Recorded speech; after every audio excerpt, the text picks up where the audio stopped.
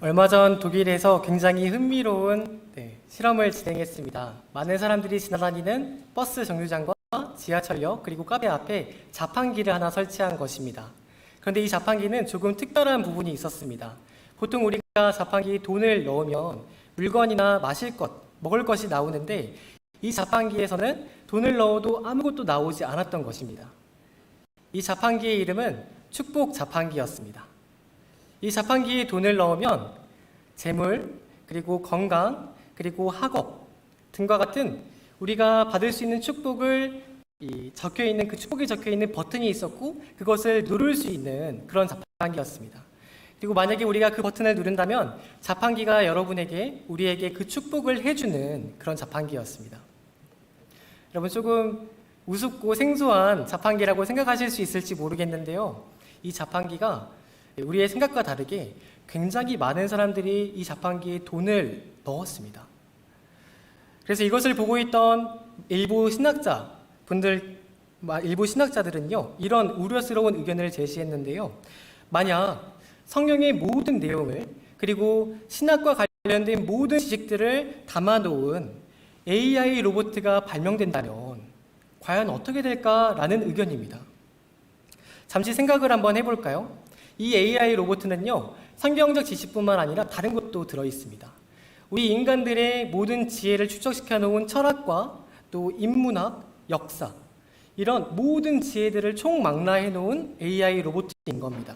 뿐만 아니라 이 AI 로봇은 우리가 굉장히 듣기 좋은 목소리를 가지고 있고 또 그것을 표현할 수 있는 표현 방법도 설치되어 있습니다.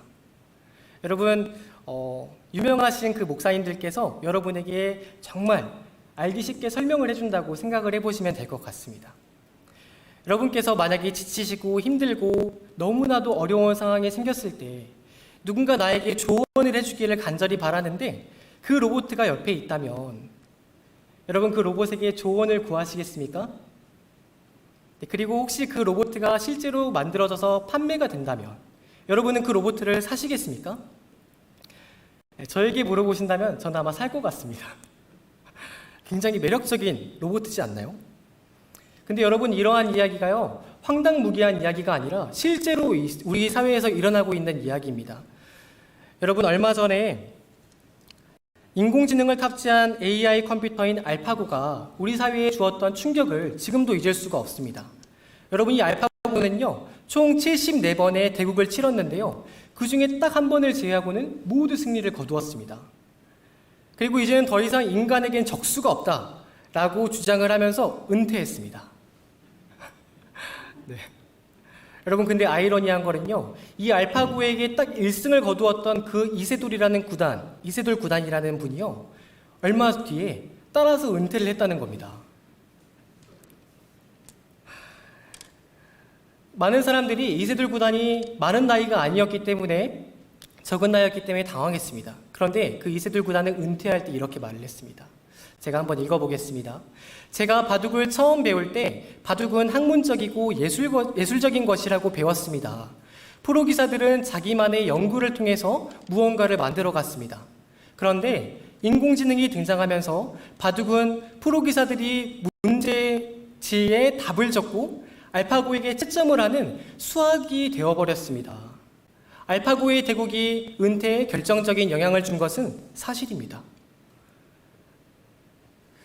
여러분, 이세돌 구단이 이야기했던 것처럼 다가오는 미래에 이 세계의 모든 지혜를 축적시켜 놓은 AI 인공지능이 등장한다면, 그리고 그 컴퓨터가 여러분의 삶의 모든 정답을 다 제공해 주신다면 설교자의 존재의 목적이 어디에 있을까요? 저와 같은 설교하는 사람들의 어떤 존재의 의미가 있을까요? 더 나아가서 우리 예수님을 믿는 그리스도인들은 그 인공지능 컴퓨터에게 그냥 정답만을 얻으면 되는 걸까요? 이세돌 구단이 했던 것처럼 우리도 한번 고민을 해보아야 할 문제인 것 같습니다. 여러분 사도 바울 선생님은요, 문제도 많고 탈도 많았던 고린도 교회에서 그 고린도 성도님들에게 이렇게 편지를 보냅니다. 우리 고린도전서 13장 1절 2절 말씀을 함께 읽어보겠습니다. 시작. 내가 사람의 방언과 천사의 말을 할지라도 사랑이 없으면 소리나는 구리와 울리는 꽹과리가 되고 내가 예언하는 능력이 있어 모든 비밀과 모든 지식을 알고 또 산을 옮길 만한 모든 믿음이 있을지라도 사랑이 없으면 내가 아무것도 아니요. 여러분, 축복 자판기와 AI 컴퓨터가 우리에게 줄 수 없는 것이 있습니다. 그것은 바로 사랑입니다. 최근에 코로나 바이러스로 인해서 많은 수도원들이 문을 닫았고 또 사람들이 발길이 닿지 않아서 많은 기도원들이 폐쇄되었습니다. 그런데 그런 어려운 상황 속에서도 우리 담임 목사님께서 교회 성도님들을 생각하시면서 아무도 가지 않는 그 수도원에 가시지 않으셨습니까? 많은 사람들이 위험하기 때문에 지금은 가지 않아도 된다 말을 하셨지만 담임 목사님께서 그곳에 가셔서 편치 않으신 몸으로 하나님 앞에서 홀로 눈물로 기도하시지 않으셨습니까?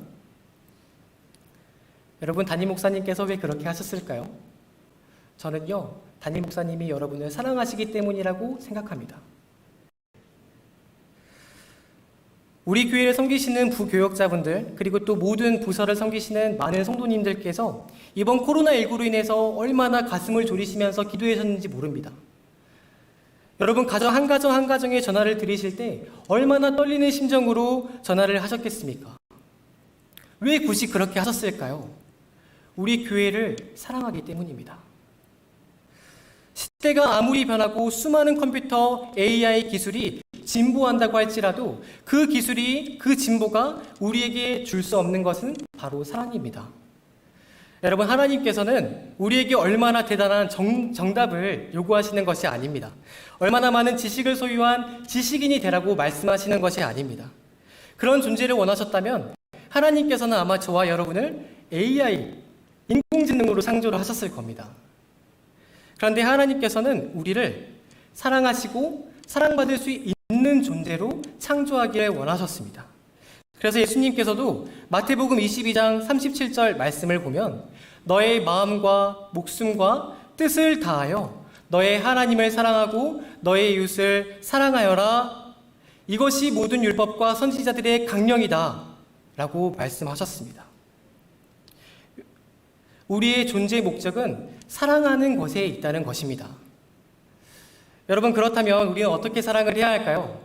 어떻게 사랑을 해야 잘한 사랑이라고 칭찬을 들을 수 있을까요? 여기 재미있는 글이 하나 있습니다. 우리 글을 보여주시겠어요? 네, 함께 읽어볼까요? 시작! 이는 따뜻하고 포용적인 사랑을 의미하고 의는 옳고 그름을 분명하게 구분하는 사회적 정의를 말한다.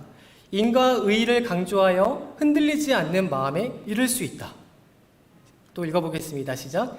나 자신이 소중하듯이 남도 소중하다. 나보다 남을 위하여 봉사하며 남의 구원을 위하여 자비로운 마음을 가지고 실천하여라. 너무 좋은 글이지 않나요? 우리가 마땅히 본받아야 할 만한 지혜가 여기에 담겨 있습니다. 여러분, 그런데 이 글의 출처가 어디인 줄 아시나요? 넘겨줘 보시겠어요? 네, 바로 동양 사상과 다른 종교에서 가르치는 가르침들입니다. 여러분, 여기서 보면 알 수 있듯이 우리 기독교뿐만 아니라 수많은 종교와 윤리 사상에서도 사랑을 가르칩니다. 우리 기독교만 사랑을 이야기하는 것은 아니라는 것이죠. 그렇다면 우리 기독교와 다른 종교에서 가르치는 사랑에는 어떤 차이가 있을까요? 기독교의 사랑에는 있고 동양 철학이나 다른 종교에는 없는 것은 무엇일까요?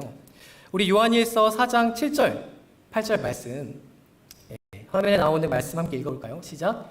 사랑하는 자들아, 우리가 서로 사랑하자. 사랑은 하나님께 속한 것이니 사랑하는 자마다 하나님으로부터 나서 하나님을 알고 사랑하지 아니하는 자는 하나님을 알지 못하나니 이는 하나님은 사랑이심이라. 이어서 9절도 한번 보여주시겠어요? 하나님의 사랑이 우리에게 이렇게 나타난 바 되었으니 하나님이 자기의 독생자를 세상에 보내심은 그로 말미암아 우리를 살리려 하심이라.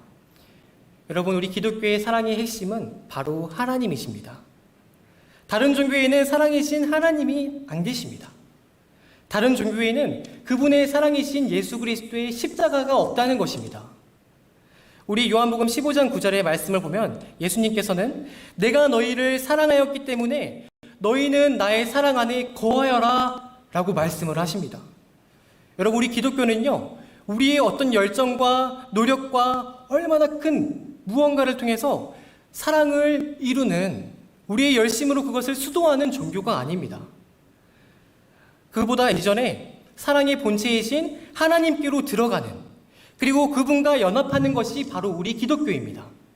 우리는 사랑을 하는 것이 아니라 사랑이라는 존재 안으로 들어가야 합니다. 그래서 우리가 하나님과 이웃을 더욱 사랑하기 위해서는 더욱더 하나님의 영 안으로 들어가야 하는 것입니다. 그러면 우리가 우리의 힘으로 사랑을 하는 것이 아니라 사랑이신, 사랑의 존재 자체이신 그 하나님께서 우리를 통해서 다른 사람 가운데 흘러가는 것입니다. 무엇이 다른 거냐라고 생각하시는 분들도 계실지 모르겠습니다. 그런데 본질적인 차이가 있습니다. 그것은 바로 누구의 힘에 의해서인가입니다. 여러분, 로마서 3장 10절의 말씀을 보면요, 의인은 없나니 하나도 없다라고 성경은 기록합니다. 우리는 사랑할 수 있는 능력에 손상을 입은 죄인들이라는 겁니다. 다른 종교에서는 너희 스스로도 이것을 이룰 수 있어, 우리도 이것을 이룰 수 있어 라고 말하지만 사실 그것은 완벽한 사랑이라고 할 수 없습니다. 손상된 능력으로 완전히 채워지지 않은 사랑을 하고 있기 때문입니다. 그래서 여러분, 우리는 손상된 능력 대신에 완전한 능력을 의지합니다. 바로 우리를 위해 피 흘리기까지 사랑하신 예수 그리스도의 그 십자가 사랑을 의지하는 것입니다. 예수 그리스도께서는 본인이 잡히시기 전날 밤에 제자들과 식사를 하시는 자리에서 스스로 종이 되어서 제자들의 발을 씻겨주셨습니다. 그리고 내가 너희를 사랑한 것 같이 너희도 서로 사랑하라 라고 말씀하셨습니다. 뿐만 아니라 자신의 몸을 죄인이었던 우리를 위해서 희생 제물로 십자가에서 내어주셨습니다. 여러분, 예수 그리스도의 완전한 사랑이 여러분 가운데 충만해지셨다면 이제는 우리가 그 사랑의 능력을 흘려보내야 할 때입니다.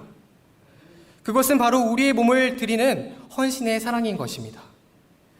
가장 낮고 천한 인간의 몸으로 이 땅에 오셔서 그 중에서도 가장 최악의 사형수가 짊어진다는 십자가를 짊어지신 그 예수님처럼 이제 우리도 우리의 몸을 우리 가정과 우리 교회와 이 나라와 이 민족을 위해서 드리는 사랑을 실천해야 하는 것입니다.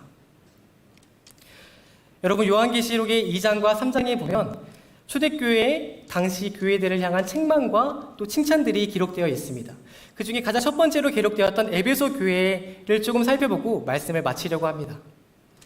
여러분, 에베소 교회는 여러분께서 잘 아시는 것처럼 사도 바울 선생님께서 개척하신 교회였습니다. 또 그 뒤를 이어서 디모데, 누가, 사도 요한과 같은 걸출하신 인물들께서 심우하셨던 교회였습니다. 여러분, 이름만 들어도 굉장한 교회구나라고 아실 수 있겠죠. 여러분, 이 교회는 하나님께 칭찬을 들었는데요, 이 이유 때문에 칭찬을 들었습니다. 그 당시 초대교회가 성행할 때, 초대교회가 시작될 때 수많은 이단들이 그 당시에 그 지방에 성행을 했었는데 이 에베소 교회가 그 이단들을 잘 색출해서 다 잡아들였던 겁니다. 그래서 하나님께서 너가 정말 충성되고 잘하였다라고 말씀을 하셨는데, 중요한 것은 그 칭찬을 상쇄하고도 남을 만한 더 큰 잘못이 있다는 겁니다.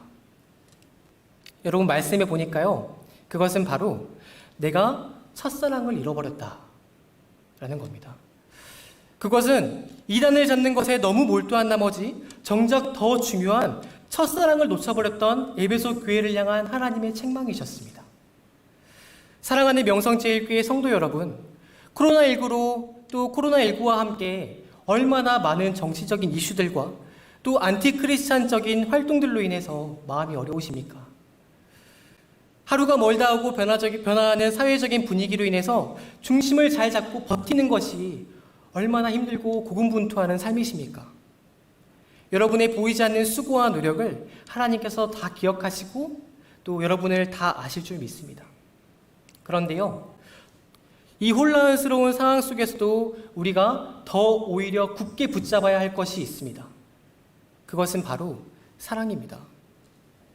사랑이신 예수 그리스도 안으로 우리가 더욱 깊이 들어가는 것입니다. 지금은 사랑해야 할 때요, 기도해야 할 때이고 온전한 하나님의 사랑으로 충만해져야 할 그때가 바로 지금입니다. 말씀과 기도로 충만하여져서 그 충만을 많은 사람들에게 흘려보내야 하는 그러한 사명이 우리에게 있는 것입니다. 여러분, 얼마 후면 우리 교회의 자랑인 9월 특별 새벽 집회가 시작되죠. 제가 첫 설교를 했던 때도 작년 9월 특별 새벽 집회 전이었던 것 같습니다. 여러분, 근데 벌써 그게 한 달 앞으로 다가왔습니다. 해마다 기도의 결실을 거두었던 이 새벽 집회의 감동을 다 기억하실 겁니다. 여러분, 그런데 이번 새벽 집회는요, 이 땅의 모든 아픔과 슬픔과 혼란을 종식시키시는 예수 그리스도의 사랑의 강물이 우리 가운데 충만해지는 시간이 되었으면 좋겠습니다.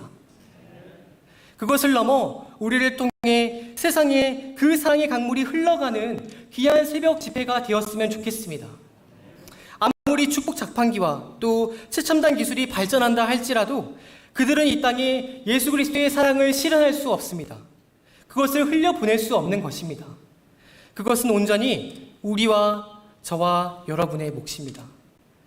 오직 예수 그리스도의 사랑으로 역사하는 믿음으로 충만하여져서 악하고 음란한 이 세대 가운데 구원을 이루시는 저와 여러분이 되시기를 주님의 이름으로 축복합니다. 아멘. 우리 함께 기도하겠습니다. 사랑과 은혜가 충만하신 아버지 하나님, 우리를 사랑받는 존재로 또한 사랑하는 존재로 창조하여 주셔서 감사를 드립니다. 무익한 종들을 피 흘리기까지 사랑하신 십자가의 사랑으로 우리를 사랑해 주셔서 주님 감사합니다. 하나님, 이제는 우리가 그 사랑을 흘려보내는 자들이 되게 하여 주옵소서. 우리의 연약함과 부족함들을 주의 십자가 아래 내려놓고 오직 하나님의 영으로 충만하여져서 혼란스러운 이 세상에 하나님의 사랑을 흘려보내는 자들이 되게 하여 주옵소서. 그리하여 우리 공동체를 통해서 새로운 성령 하나님의 역사하심이 시작되게 하여 주옵소서. 그렇게 행하실 주의 이름을 찬양합니다. 감사드리며 살아계신 예수 그리스도의 이름으로 함께 기도드렸습니다. 아멘.